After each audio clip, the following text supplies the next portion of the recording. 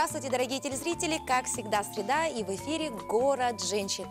И сегодня с вами мы, Дарья Анкехова, Анастасия Кондакова и Мария Куницкая. Девочки, ну что, в нашем городе карантин.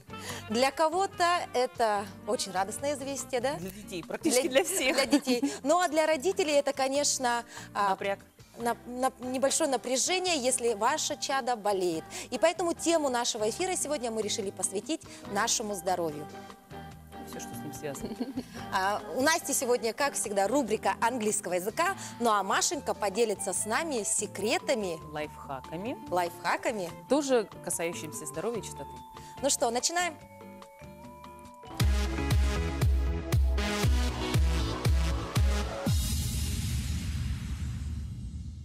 Итак, дорогие телезрители, начнем мы наш эфир, как всегда, с постоянной рубрики «Лайфхаки от Маши».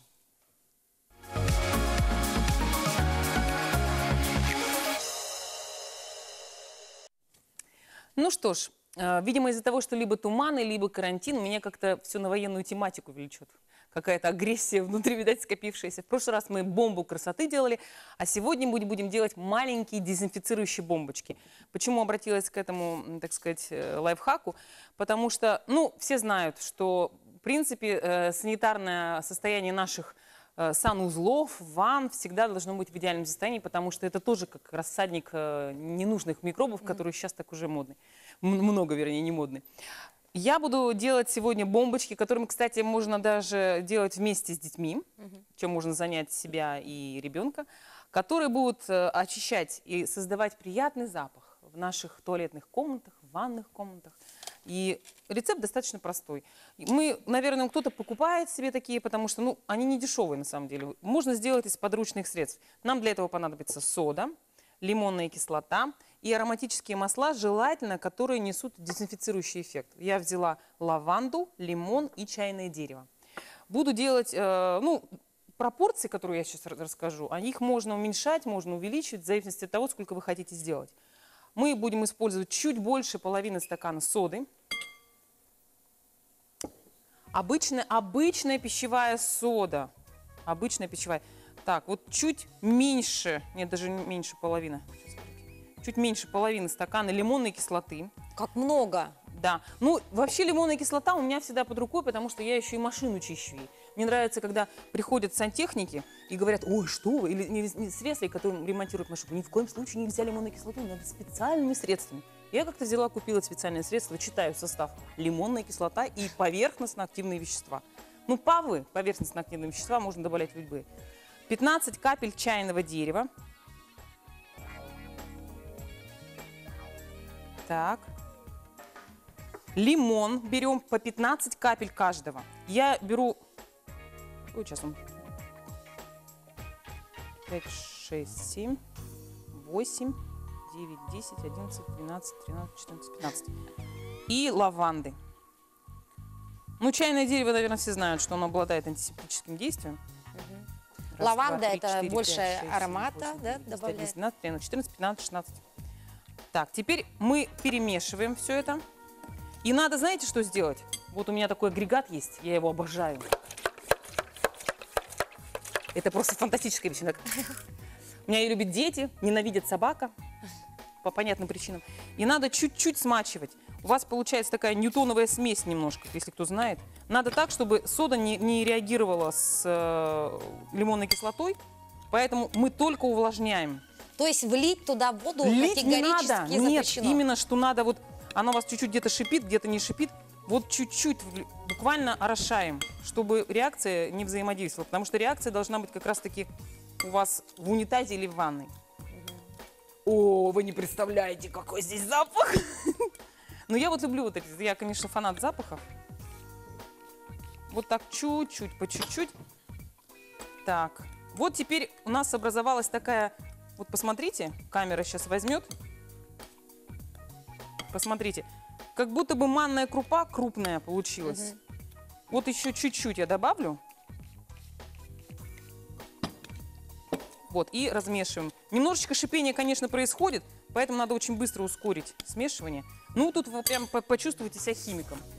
Я специально взяла пакетик, чтобы показать, если вдруг у вас под рукой нету перчатки, можно брать Теперь у нас, смотрите, что происходит. Так, кто у нас? Посмотрите, видите, она сохраняет форму, это пластичная. Мы берем вот эту формочку, я использую для этого. Это от льда, родная от холодильника. Она мне не очень нравится, поэтому... И набиваем туда вот эту вот нашу смесь. Жгучую смесь. Да, на самом деле она действительно очень жгучая, потому что, ну, это реакция химическая сода, кто знает немножко химию, сода с кислотой. Да. Пока, значит, мы вот так забиваем. В конце передачи мы увидим, что получится. Все. Спасибо большое, Машенька. Как всегда, итоги мы подведем в конце нашего эфира. Ну а продолжим мы говорить с вами, девочки, о том, о чем можно говорить всегда. Лозунг «О спорт, жизнь» – это лозунг нашего эфира каждую среду. Ведь мы напоминаем вам о том, что отныне вместе с фитнес-клубом Тайбо Свекир мы приводим свое тело в идеальные формы. И в этом нам помогают инструкторы. И сегодня у нас Лилия Этытегина, старший тренер фитнес-клуба Тайбо. Лилия, здравствуй снова. Здравствуйте. Лилечка, расскажи, сегодня мы поговорим про такой вид фитнес-направление, как ТКД. Мало кто знает об этом. Что же это такое? ТКД – это силовые нагрузки, направленные на мышцы бедра, ягодиц и пресса. То есть мы работаем усиленно на нижнюю часть нашего тела. Почему именно ТКД? Потому что это сокращенно, скорее всего, от тэквондо. Все знают, что Светлана Кириллина, вот, она мастер спорта по тэквондо. И то есть у тэквондистов, в принципе, развиты нижняя часть ноги. Поэтому мы на ТКД как раз-таки работаем на группы мышц именно бедра, ягодиц и пресса. Лилия, подскажи, пожалуйста, то есть это все-таки работа с весом и, скорее всего, с тяжелым весом, верно? Нет, мы работаем с весом 5-10 килограмм. То есть мы не работаем с большим весом, чтобы не нагружать наше здоровье, женское здоровье, оно женское, поэтому, да, чтобы не пагубно влиять на здоровье наше, мы работаем с небольшим весом, это вот с нашим самим весом, либо с 5-10 килограмм. 10 килограмм – это у нас максимальные сумочки. У меня такой вот вопрос возникает. Да. А когда я начинаю заниматься ТКД, когда же у меня возникает уже результат, когда появляется? Вообще, в принципе, от тренировки у вас результат появится на следующий день, на боли, следующий да? день, да. Да, вы почувствуете боли. Да, у вас уже сразу, вы почувствуете мышцы, над которыми вы работали. Если это тренировка бедро-ягодицы, то, конечно, бедро-ягодицы у вас уже будет болеть. А если вы работали над мышцами пресса, то, конечно, пресс. Поэтому вот зимой над мышцами пресса, тем более, если ты болеешь, вообще работать, то есть это и кашлять больно, и смеяться больно, если тем более тренировка прошла хорошо. И по лестнице подниматься больно. Да, и по лестнице тоже, когда и подниматься, спускаться тоже чувствуешь сразу. Оказывается, у нас есть мышцы, девочки обычно говорят, о, я почувствовала попу, оказывается, у меня есть попа. Я вот еще слышала, что вот 5-10 килограмм это как раз не для того, чтобы перекачиваться, а для того, чтобы как раз такие гуманные, приятные мышцы создать, рельеф, и не перекачанным быть, и похудеть. Да, мы не перекачиваемся, у нас не будет никогда мужских огромных плеч, рук или просто неимоверно огромных ног, когда просто не можешь ходить. У нас вес небольшой, и поэтому мы работаем вот над рельефом наших мышц. Рельеф. То есть мы сгоняем жир, получается, да? Да. То есть у нас более очерченнее становится наша фигура, рельеф, и все просто вы красивая, но не перекачанная. Как интересно, я прям Лилия, а сколько раз в неделю надо вот ходить, чтобы стать вот красивой и чтобы рельеф прям увидеть на своем теле? 3 раза в неделю достаточно. А по сколько минут? То есть час тренировка, 3 раза в неделю. Вот у нас все направления, это в неделю 3 раза. Этого достаточно, потому что как раз-таки на следующий день мышцы болят. А через день у нас снова тренировка, и мы разогреваем тело. То есть у нас уже тело будет подготовлено, да. И поэтому не нужно пропускать тренировки, нужно ходить. Покажите. Ну что, вот самое время перейти к практической части нашей постоянной рубрики «Строим тело». Отлично сейчас.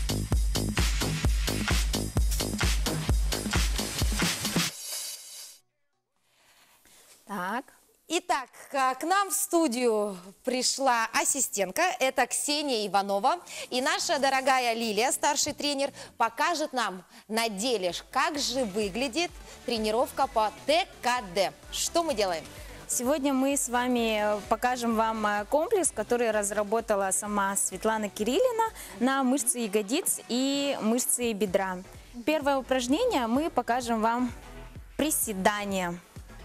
Итак, мы приседаем, практически вес тела у нас уходит на заднюю часть нашего тела. Вес тела у нас на пяточках. Можно для этого наглядно приподнять чуть-чуть носочки. Причем корпус мы придерживаем ровно, не избегая наклонов. То есть корпус прямой, мы садимся. Как будто на стульчик, да, садимся? Да, мы садимся, как будто бы... убрали стул, но мы на него не Да, сели. как будто бы мы садимся на стульчик. При этом мы садимся до уровня параллельно пола. Ой, боже, это очень больно. Нет. Кстати, если вы в домашних условиях пробуете сделать это упражнение, для того, чтобы не повреждать наши коленные суставы, можно подойти к стеночке, касаясь нашими носочками края стенки и при этом выполнять это То упражнение. есть не спиной, а лицом. Лицом, да, прям лицом к стенке. здорово. И Да-да-да. как раз-таки, чтобы Здорово. корпус, да, чтобы корпус держать Замечательный прямо. совет, да? Вообще Да. очень хорошие. Дальше мы покажем вам упражнение ягодичный мост. Он выполняется на коврике. Ягодичный мост, даже звучит-то как Да. уже интригующе. Ножки, в коленях согнули ножки. Ножки у нас на ширине плеч. Мы работаем, поднимаем таз. Плечи у нас касаются лопатки пола. Поднимаем таз, при этом опускаем, когда таз пола мы не касаемся. Лилечка, спасибо большое. Нам необходимо уйти на рекламную паузу. Оставайтесь с нами, Девушка, дорогие лежите. телезрители.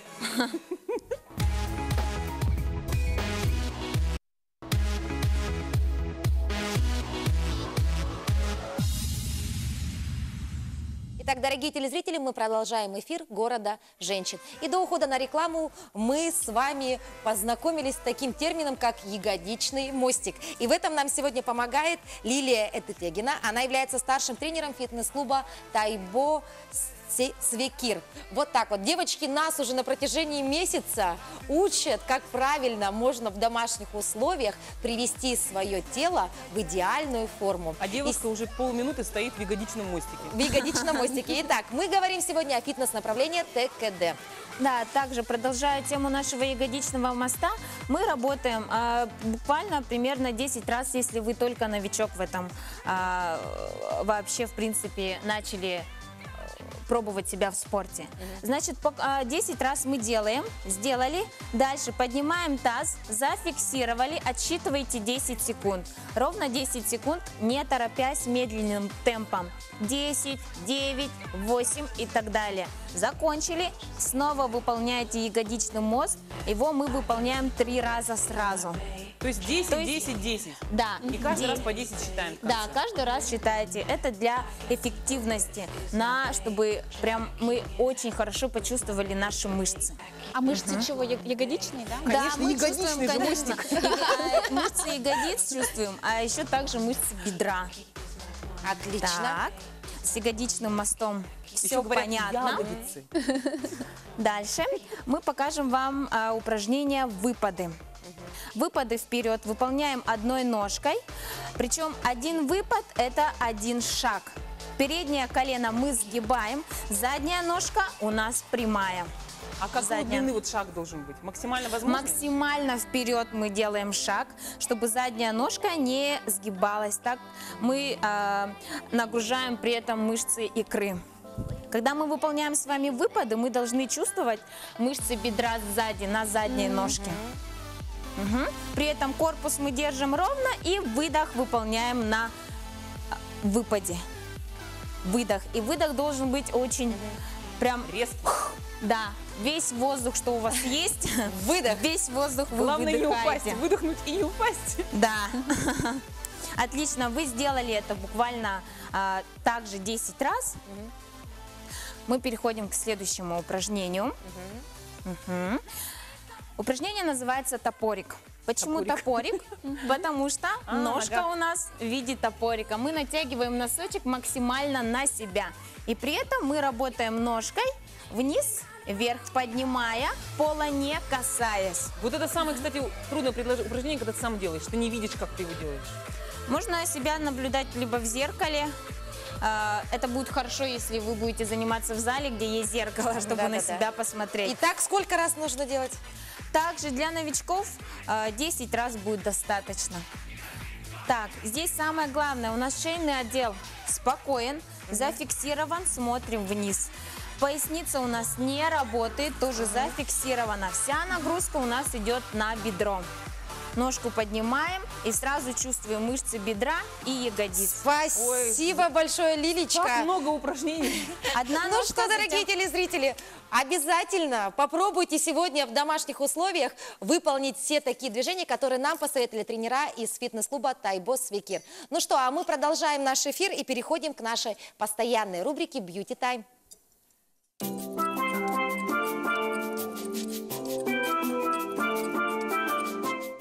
Здравствуйте, милые дамы! С вами визажист-стилист Яна Мария Назарова. Я использую косметику от Inglot. Тоник для лица идеально подходит для комбинированной кожи, имеет противовоспалительные свойства и уменьшает покраснение кожи.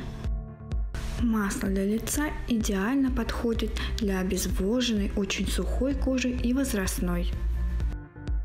Праймер для век обеспечит длительный макияж глаз. Нанесите тонкий слой продукта кисточкой или кончиком пальцев.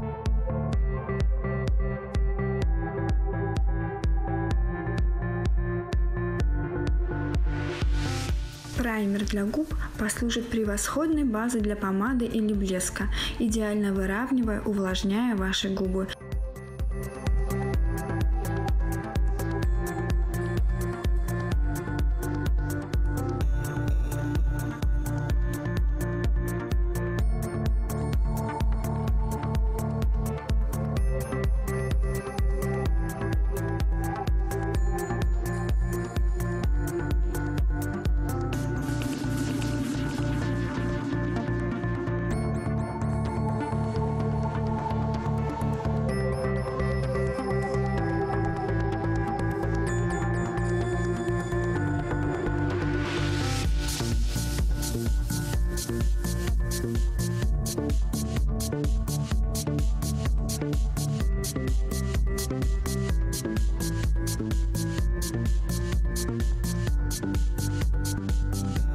Невероятно легкие, нежные реснички, изготовлены из перьев синтетического или натурального волоса, демократичная цена и высокое качество.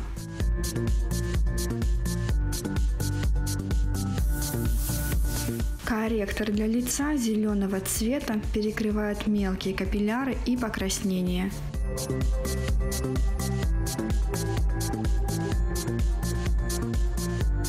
Тональная основа стик обеспечивает идеальную покрываемость.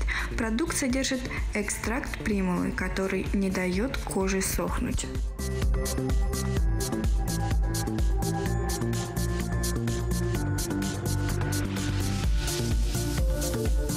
Скульптурирующая пудра для лица добавит выразительность образу. У румян легкая текстура, но при этом интенсивный цвет. Все оттенки помад прекрасно смешиваются. Легкое нанесение, стойкий эффект.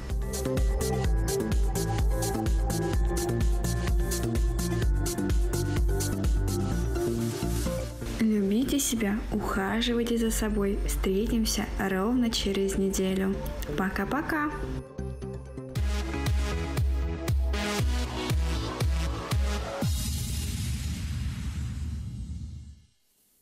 Слушай, я так много всего научилась у Яны Марии. Мне кажется, Beauty Time это стало одной из самых любимых рубрик наших телезрительниц. Ну а мы продолжаем наш эфир, дорогие друзья, и передаем слово Анастасии Кондаковой. Ведь самое время изучить английский язык. Добрый день, дорогие телезрители, с вами я, Анастасия Кондакова. Сегодня мы с вами будем практиковать разговорный английский вместе с моими учениками. Итак, я зову моих любимых учеников. Это Женя, Настя и Лена. Hello! Hello. Итак, мы сейчас с вами поиграем в игру. Кстати, эту игру можно поиграть у себя дома, в домашних условиях.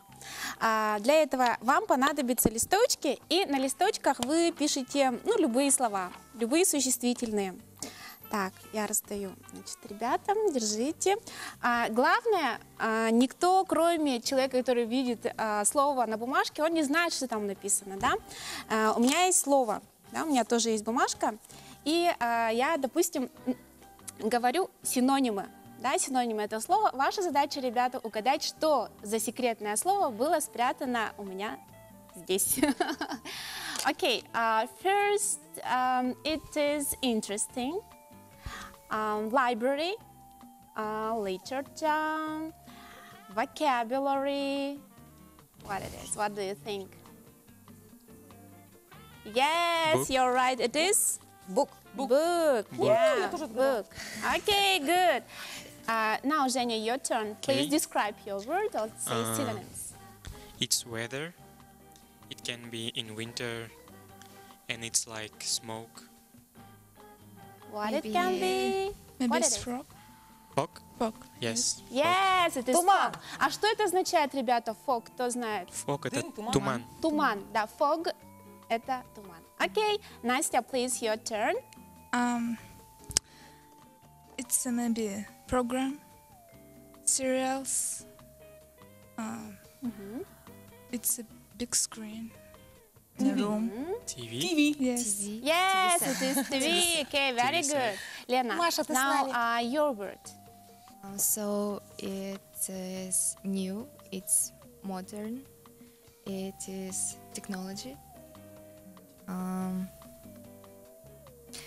It is modern, it is Yeah. new, it is technology. What is modern? А что это означает modern, ребята? Современный. Современный, окей. Современная технология и что еще? Нет, техно- Modern, technology, И and New, new, новое. Новое. something new. Smartphone. Smartphone. No, no, it's No. no. Okay, it's not a smartphone. Yeah. It's not a computer, you said, yeah? It's not a computer. Now, Lena, you can, если вы не знаете, да, мы немножко чуть-чуть усложняем наше задание. Сейчас Лена будет описывать это слово. Лена, It's like a computer, but we use it for example, for homework, for searching internet maybe. searching internet. В Tablet. поисках It's интернета. tablet. No. what is but tablet? А что это такое таблет? Планшет. Планшет. Оказывается, вот вспоминаем нашу ассоциацию, да? Таблет похож на слово таблетка, да? Таблетка у нас какая? Маленькая, да? И планшет у нас тоже маленький. Я Поэтому недавно, от этого кстати, слова задумалась. таблет, планшет. Планшет. Please, continue. it looks like a book, but it's not. It looks like a book. Okay. It's a can- modern, yeah. it's a technology. iPad. No, it's not. What it can be. It is very. Is it big or small? I think it's not that big, but not small like tablet. Okay, it's a much bigger than a tablet. Yeah. Да? Больше, чем планшет. Планшет. И как What it книга. can be. Ну, It is not computer. No, it's Это не not. компьютер. не компьютер. Maybe it's a laptop. Yes. Yes, it's a laptop. Ребята, телезрители, ноутбук, да, обычно очень многие люди путают слово ноутбук и думают, что ноутбук это и есть перевод слова ноутбук, но на самом деле ноутбук по-английски это блокнот, да, а наш ноутбук по-английски звучит как лэптоп. Лэп это колени и топ на поверхность колени, да, то есть мы ложим наш ноутбук. Окей, very interesting. Thank you very much. Итак, дорогие телезрители, с этим упражнением вы можете как бы поиграть дома, да, написать любые слова, и ваши дети или взрослые в компании вы можете поиграть в такую вот познавательную, развлекательную игру слова. Окей. Спасибо большое. Итак, дорогие телезрители, мы уходим с вами на небольшую рекламу. До встречи.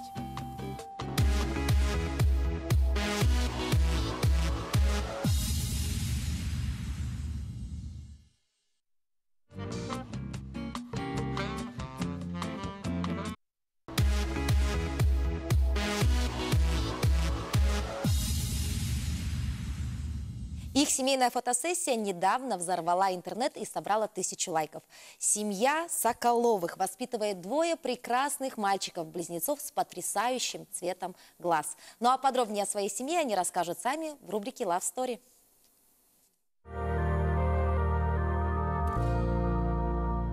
С чем сталкивается молодая семья, когда у нее рождаются близнецы? Давайте узнаем прямо сейчас. Мы познакомились изначально на работе. Да, и получается, что мы какое-то время скрывали наши отношения. Ну вот это общение потом переросло в нечто больше. Да, в кафе, в всякие кино, потом какие-то подарки, ну и, как обычно, постепенно бывает, так вот оно завертелось, закрутилось, в общем. А что вы почувствовали, когда узнали, что у вас будут близнецы? Как бы изначально мы узнали то, что у нас один будет ребенок.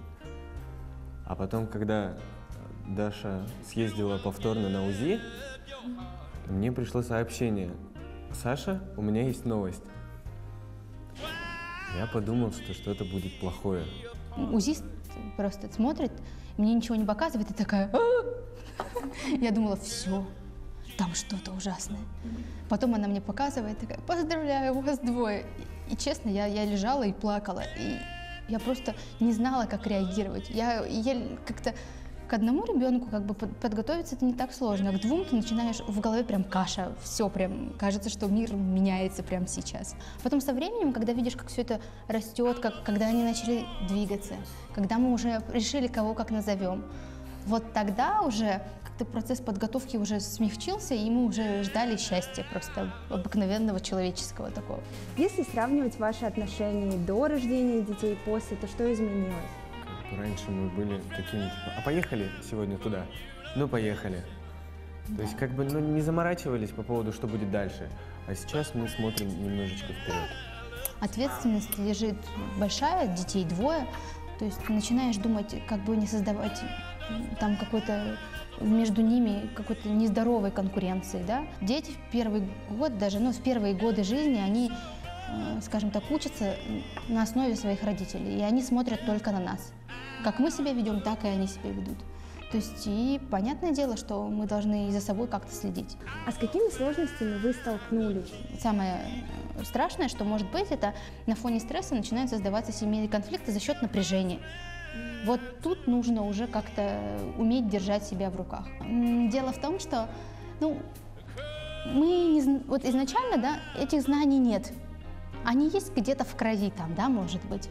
То есть это на ДНК, да, на этом уровне оно нам дано.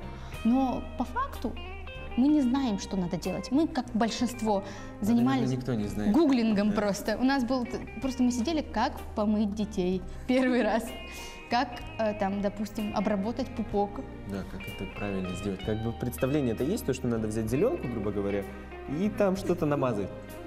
А как правильно это сделать? Может, как-то мы неправильно будем делать, может, какая-нибудь особая зеленка нужна. Вот поэтому мы всегда да, то есть мы постоянно гуглим, то есть совершенно как все.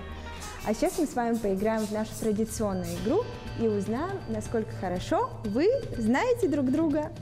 Назовите любимый цвет Дарьи. Ну, пускай будет такой. Так, готовы? Переворачиваем. О, ничего себе, как ты отгадал? Помню. Напишите любимое блюдо мужа. Не знаю, что там. 1, 2, 3, переворачиваем. Это, конечно, не блюдо. Ты, оказывается, вегетарианец, да? Я думаю.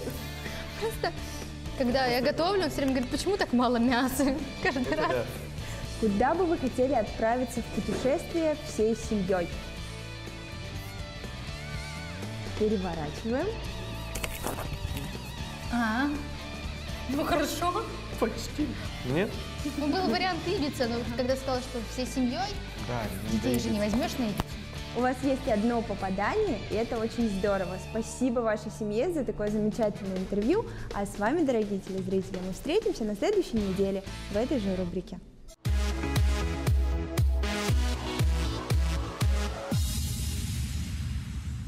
Наша рубрика Love Story радует нас каждую среду потрясающими историей любви различных семей. И мне кажется, каждый герой – это образцово-показательные семьи 100%.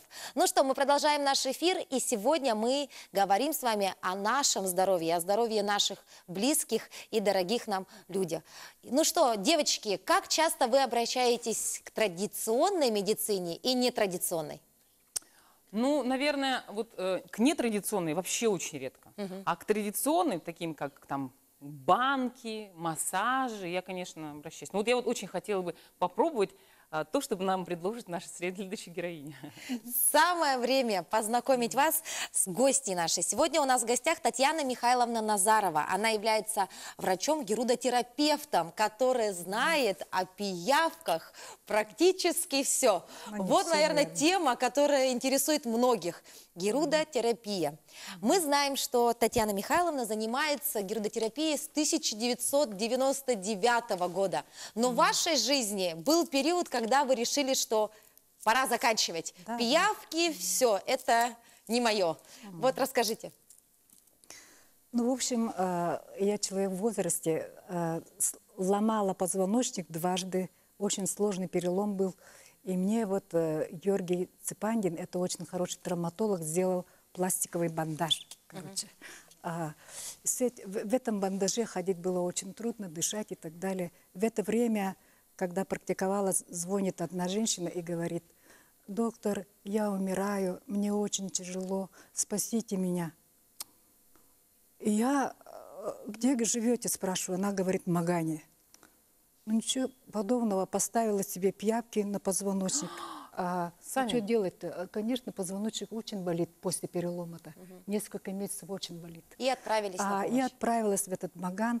И действительно смотрю, женщина красивая, молодая, лет 36-7, с температурой 38-9, не может ходить. Нога опухшая, переопухшая 2 раза. Синяя, багровая, синюшняя, короче. Ну, что делать-то? У меня у самой тут кровит. И я ей поставила около 10 пиявок, потому что она женщина. За раз? За раз, потому что эта женщина довольно крупная. А в шахматном порядке поставила пиявки. И следила, как пиявки работают. Тут вообще работали очень быстро. Потому что... Голодные в него были. Отекшая же нога, очень отекшая. Настроение. Да. И сразу на глазах нога стала розоветь. Температура спала. Фантастика. Моментальный эффект, то есть. И моментальный эффект. И глядя на это, я про себя подумала: я никогда не брошу эту врачебную работу. Вот видите. И спасибо тебе, Ольга, за то, что ты меня, наоборот, лечишь. Вот ей. Вы выразили благодарность. Я сейчас тоже через телевидение могу ей тоже это повторить, этому врачу-доктору. Она вернула меня к своей работе, потому что я могла уйти в депрессию, и в возрасте я же могла не работать. А когда вы поняли, что вас нуждаются? Да, и что помощь реальная. И, в общем, всем моим больным спасибо, которые меня вызывают по разным поводам. Вот видите? То есть вы уже даже ответили на мой вопрос, который хотела задать. То есть можно ли пиявки ставить самому? Ну, наверное, самому, потому что вы врач, вы сами себе поставили. А так-то, наверное, все-таки не стоит, да? Самим опасно, потому что человек может поставить на свой сосуд, крупный сосуд, и все будет кровить там несколько дней. Даже нужна бывает эта коагуляция. Вот, кстати говоря, я слышала о таком моменте, что бывает, что если неправильно поставить пиявочку, кровотечение может, кровоточить может долгое время, и это очень опасно. Это почему? Это нормальный эффект или это уже отклонение? Ну, у женщин менструации бывает 3-4 дня, и ничего страшного. И тут поэтому, когда говорят, у меня кровоточит 3 дня, я буду жаловаться туда-сюда, это я на это внимание не обращаю, потому что действительно у разных людей свертываемость крови разная, и притом действительно отекшая нога, и не знаешь, где этот сосуд находится, аномальный сосуд. Поэтому сосуд попадаешь, и точно будет кровоточить очень долго. Не А надо за счет там чего бояться. вот эта вот пиявка, она лечит, я таки как-то особо Какой, не что, поняла. да. Нет. Как она помогает, да, как она Ну, для тех, кто не оздоравливает. знает, да, ну вот... Ну, в общем, эта пиявка махонькая, да, имеет около 100 ферментов. А Эти за счет ферменты очень знаменитые. В общем, я видела в Институте биологии в Москве, да, 30 учебников руководств по пиявкам. Это значит, очень много ученых работает, и каждый год почти находят разные ферменты.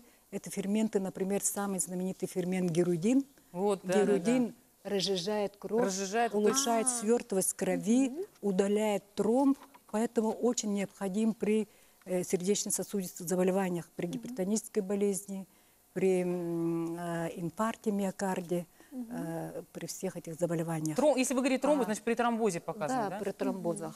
Ну вот если, хорошо, вот она имеет, допустим, лечебный эффект, но я знаю, что пиявки еще и омолаживающий эффект имеют. Их же еще кроссовки себе ставят. Есть фермент гиалуронидаза. Вот. Гиалуронидаза. Гиалуроновая кислота. Да, гиалуроновая кислота. Эта кислота, короче, гиалуронидаза расщепляет самое такое ткань, соединительной ткани. И все, и через эту дырочку поступают разные биологически активные вещества, Вот антибиотики, там разные омолаживающие ферменты все поступают. Поэтому в этом Москве вы найдете в магазинах по гиалуротерапии очень много кремов. Они очень дорогие, по 30 тысяч даже есть крема, омолаживающие. Татьяна Михайловна, у меня возникает вопрос. Все-таки это болезненная процедура, правда? Конечно, болезненно, но через 5 минут, 6 минут у некоторых вообще ничего не болит, потому что пиявка сама выпускает обезболивающий препарат. Ну да, правильно, все же кусачие. То есть это миф, что ты лежишь 40 минут и вся прям в болях неощутима. Да. Поэтому очень хорошо применяется при ишиалгии, радикулите, при разных этих остеохондрозе, при грыжах, при протрузиях. Очень хорошо. Есть противопоказания какие-то? Это очень важно. Конечно, Кому противопоказания? противопоказания есть, конечно. Это заболевание крови. Например, свертываемость крови очень плохая, гемофилия, как вы знаете, так, инфекционные разные болезни печени. Ну, гемофилия, вот спрашивают, гемофилия это, то есть, как раз отсутствие свертываемости. Кстати, у цесаревича Николая II сына было именно такое заболевание. У меня еще быстренько пока есть. Получается, что вот пиявки, когда мы их из озера мы не можем использовать. Я так поняла? Поймала в водоеме и налепила на себя, да? Чтобы мы различили чисто медицинскую пиявку, да, нас вот таких опытных докторов заставили рисовать 2 часа пиявку. 2 часа сидели мы, и пиявка это имеет только желто-оранжевый зеленый цвет. Татьяна Михайловна, мы не годятся. Продолжим говорить про пиявок сразу после рекламной паузы.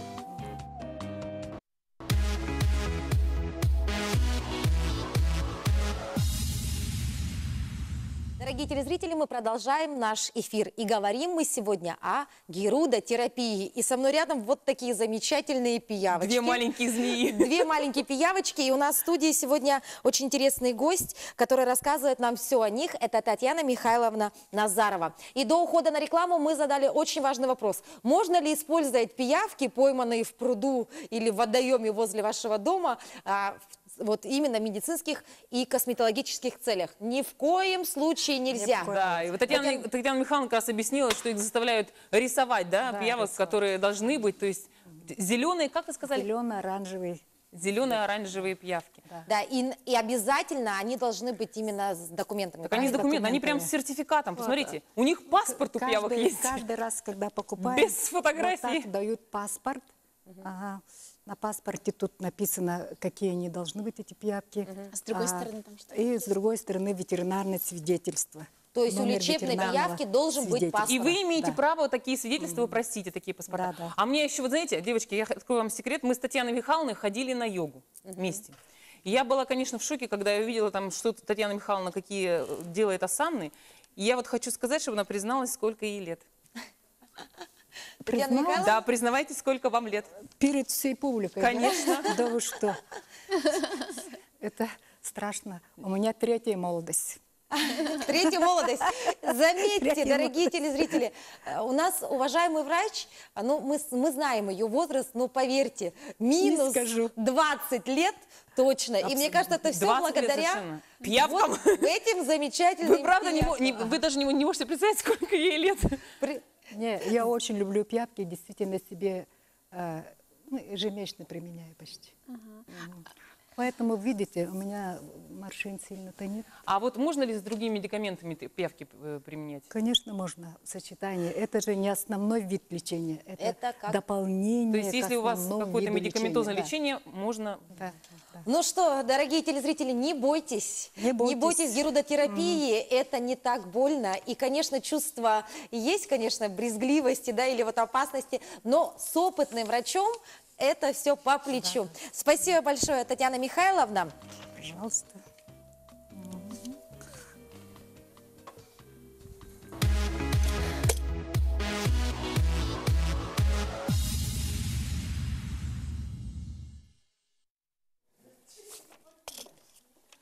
Садитесь.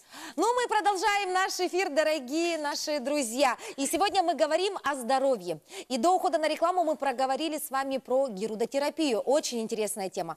Ну, еще одна из тем – это остеопатия, девочки. И сегодня у нас в гостях Алевтина Григорьевна Петрова, член Конфедерации целителей России, специалист по остеопатии и психолог. Здравствуйте, Алевтина Григорьевна. Здравствуйте. Вы у нас в студии не впервые, и сегодня мы пригласили вас в качестве специалиста по остеопатии. Вот скажите, пожалуйста, что же это такое остеопатия? Ну, как слово переводится, оно не раскрывает всю суть того, что делается в этой системе. Система остеопатии, она именно система. Она включает в себя разные многие функции, то, что касается жизни человека, его физического здоровья, его психического здоровья, психологического. То есть это целый комплекс вот таких мероприятий, которые помогают нам быть здоровыми, счастливыми, красивыми, удачливыми. То есть это комплекс мероприятий. А у меня возник вопрос такой вот. Правда ли говорят, вот, что внешний физически здоровый человек – это, ну, 100% здоровый полностью человек? Ну, вообще, есть такая фраза «здоровых людей нету, есть недообследованные». Да-да-да. Вот медицина, она, в общем-то, и делает, что обследует, ставит диагнозы, и человек с этими диагнозами носится всю жизнь, и это создает большие-большие, в общем-то, неудобства. Есть такая фраза: как человека назовешь, так он и поплывет. То есть его дали ему диагноз, Больной. и он с этим диагнозом... Или еще говорят, скажи человеку, что он свинья, так он и захрюкает. Да, вот так и многие ходят и таскают на себе годами вот эти все вещи. Ну, вообще-то есть такая теория: болеют только, ну, максимум 21 день, а остальное уже любят болезнь, это уже психосоматика. Поэтому подход даже остеопатов бывает разный. Очень многие люди, пройдя, допустим, какие-то семинары по остеопатии, а там тем очень много, уже называют себя специалистами остеопатии. Если вот вы проговорили, что я специалист остеопатии, ну, чтобы быть вообще вот мастером своего дела, это еще учишься и учишься. То есть предела совершенства нету, но суть остеопатии заключается в том, чтобы найти дисфункцию в организме человека и помочь человеку снять это. Потому что вот буквально я Я помню, когда у меня был опыт общения с остеопатами, я попросила, у меня есть друзья остеопаты, да, и я попросила продиагностировать, состояние моего здоровья, да, и они каким-то вот образом, да, то есть это они взаимодействуют энергией, да, или как-то, то есть они как-то вот так вот хоп-хоп-хоп, потрогал, здесь, там, и такие говорят, здесь у тебя это, там это, я говорю, да, у меня там и как раз-таки это.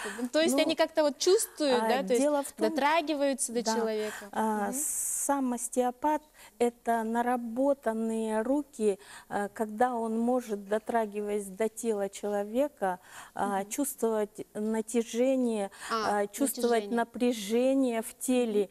Вот мы ходим, взаимодействуем друг с другом.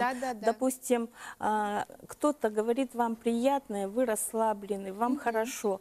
Когда ругаются, что первая реакция? Сжимаются кулаки. То есть это первая реакция у человека идет на руки.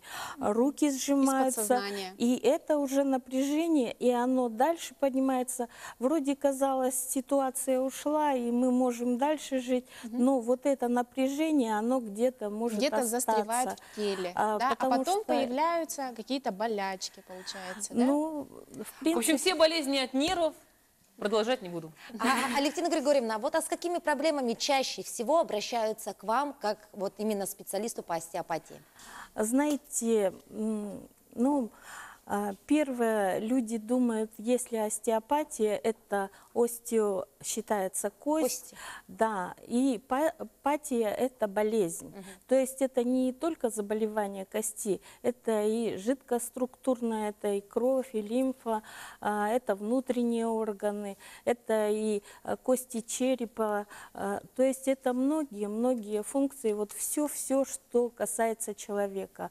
Поэтому и обращаются буквально вот просто с разными случаями. Если я вот коротко могла бы рассказать, встретила я одного клиента, он 4 месяца таскал себя на костылях, уже готовясь к инвалидности, и когда жена меня пригласила, он, тяжелый был человек. Я провела ему сеанс, и в конце говорю, закрой глаза. Закрывает глаза. Я говорю, представь себя, 18 лет тебе, а ему было 44 года. Вы знаете, он так потянулся. Я говорю, теперь с закрытыми глазами, с этим состоянием вставай. Он встал, открывает глаза и говорит, а ты что сделала? То есть у него на уровне памяти ушла эта боль, страдания. То есть мы очень много проблем носим психосоматических. То есть они не являются как таковыми болезнями, но болит реально, человек страдает. Когда мы идем в больницу, мы лечим только симптомы, а сам корень болезни, он в человеке, он где-то остается. То есть мы вот вот остеопатия в этом и помогает, правильно, найти именно причину этого заболевания. И не всегда она связана именно с физиологическим состоянием. Вы знаете, в некоторых случаях, вот я буквально пообщалась здесь в студии с одной девушкой, да, и она мне сказала, что она приходила к остеопату, и он помог ей, снял напряжение, но через месяц к ней это состояние вернулось прежнее.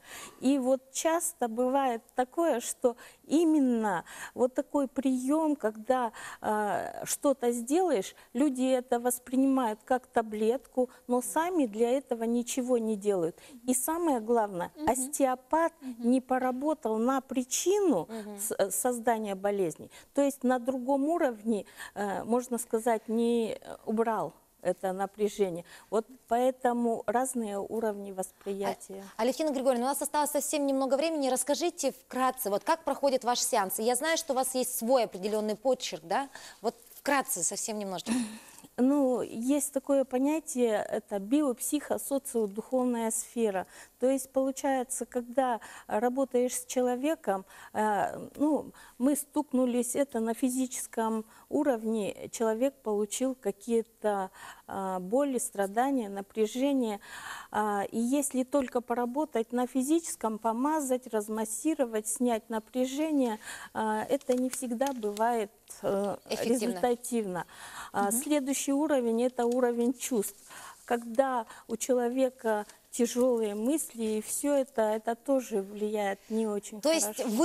есть вы работаете не только вот именно над физическим состоянием, но и над эмоциональным фоном. Комплексно, да. И То сколько это примерно по времени идет? Ну, 2,5 часа это как минимум. Спасибо большое, Алевтина Спасибо Григорьевна, большое, что было немножечко очень открыли нам вот занавесу вот такого мира, как остеопатия. Машенька, твои результаты быстренько. Ну все, дорогая. у меня готово. Вот, пожалуйста, вот получилась наша бомбочка.